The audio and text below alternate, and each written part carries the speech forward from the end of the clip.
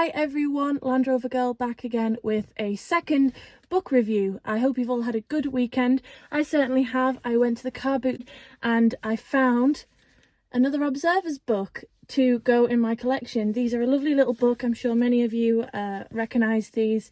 They were quite popular at one point, especially in the UK. The beautiful thing about these books is they're pocket size, so you could travel with them quite easily, and they did them on a number of subjects. But quite a few people I know have said already that they collect them, so I'd show you all my little collection. That's what I've got so far. So they cover these on a range of topics and subjects. Quite a few of them I imagine will appeal to anyone who likes adventure, Land Rovers or 4x4s in general, or nature, wildlife, you name it. There's probably a book on this, on it. I'm going to talk a little bit about this one.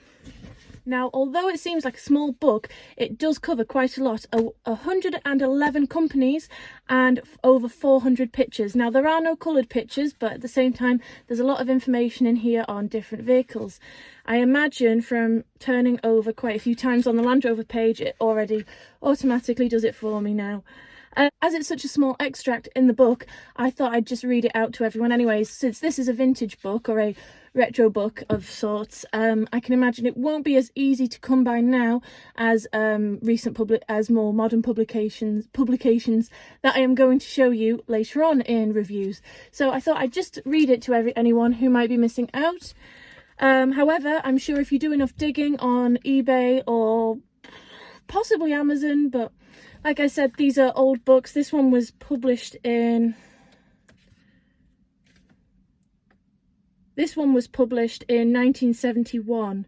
So, and it does cover everything. It does cover a history at the beginning of the book from 1768 of commercial vehicles.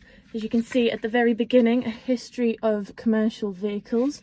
And it's just a brief timeline of significant information all the way to, it does cover a lot, 1971.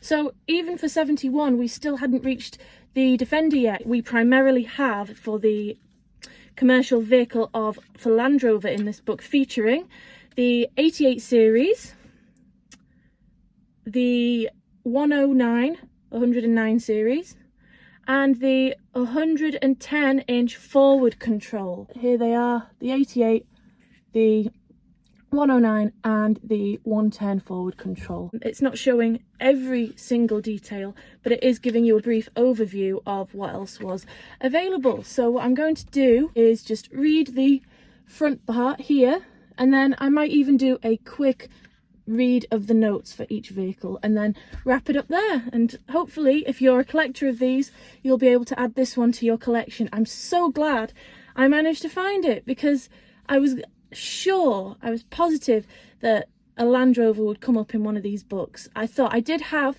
the automotive book, but at the time I don't think Land Rovers would have been considered as a car.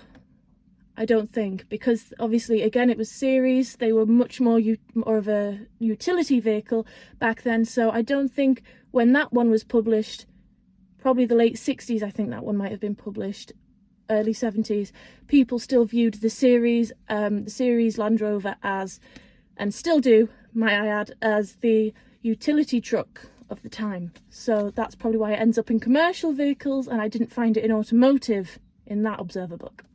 Anyways, enough explaining about that. I'm going to give this a quick read. It is lovely just to have a look through. Right at the end, we've also got Volvo and Volkswagen. I'm definitely a big Volvo fan, had Volvos in the family from a very young age, and Volvo have done a lot.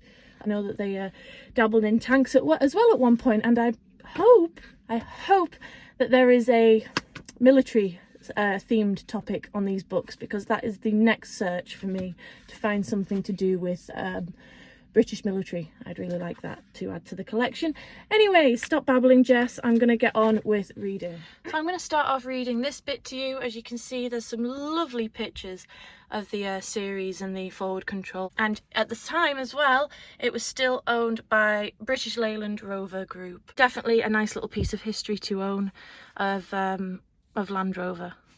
Even if it is just these 2 pages, I'm so glad to have found it. Now a member of BLMC's specialist car division, the Rover company manufactures what in many countries is the leading 4x4 vehicle of its type, the Land Rover.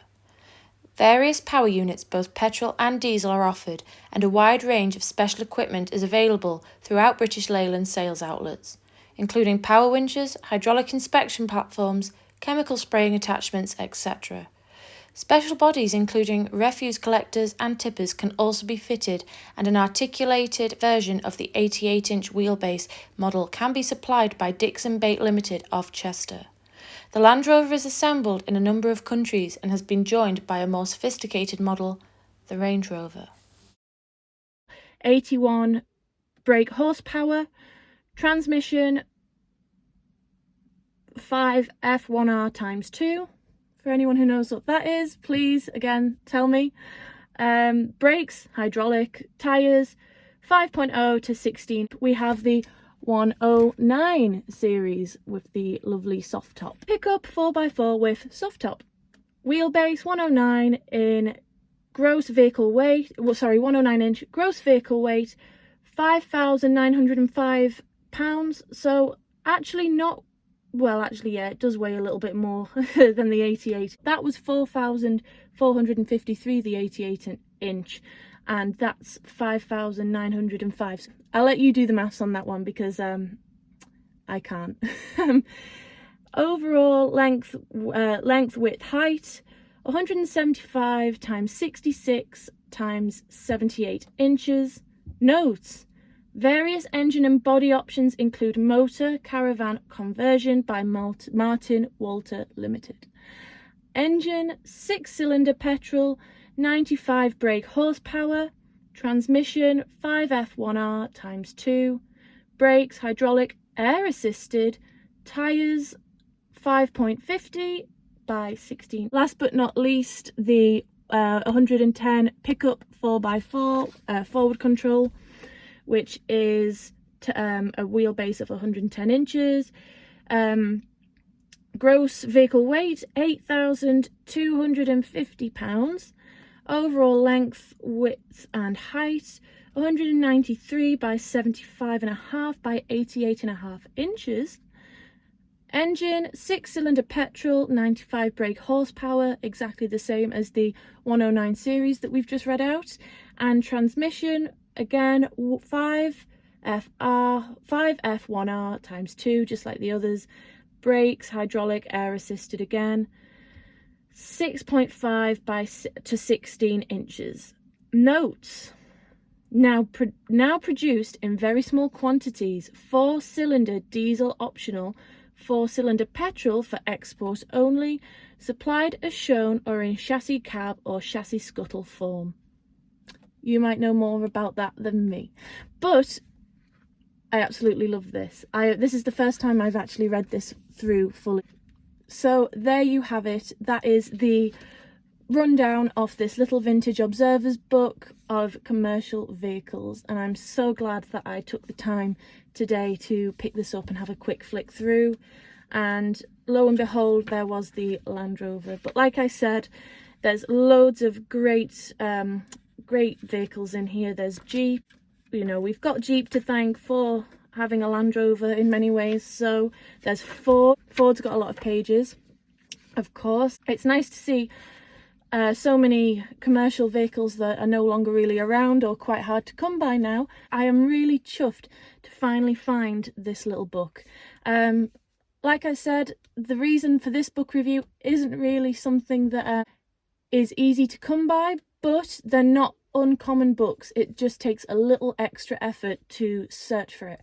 I think I just got lucky eventually finding one, but I did pick this up at a car boot, so it is, you know, they are still knocking about. Obviously there's all these ones as well. And I did get postage stamps today as well. I thought that was quite nice. You can probably find them in charity shops. You can also probably find these in charity shops, and there's probably a few other, maybe even Facebook Marketplace, but definitely any kind of second-hand sources, you'll find something like this. Again, what I like about this book is it caters to quite a lot of people. So you don't actually just have to read Land Rovers if you just like vehicles, commercial vehicles specifically in general. This book's nice to have. That'll go up on my shelf along with the others. And if there's any others that you'd like me to review, although they're not Land Rover related, they might be of some interest to people out there that like to go on adventures or are into nature. There's the Lake Districts, birds, wild animals. Anyways, I hope you enjoyed that. I'm going to wrap this one up here. It was probably a little bit longer than the last one. I don't know how, but when I get talking, it's hard to stop. It's a lovely little book to have. I'll do a quick close-up of the pages for you so you can have a good look at it as well, just in case it takes a little time for you to find one of your own, and I hope it doesn't. It's probably going to be Monday by the time that I upload this, so I hope you've all had a great weekend and you've had a good start to the week.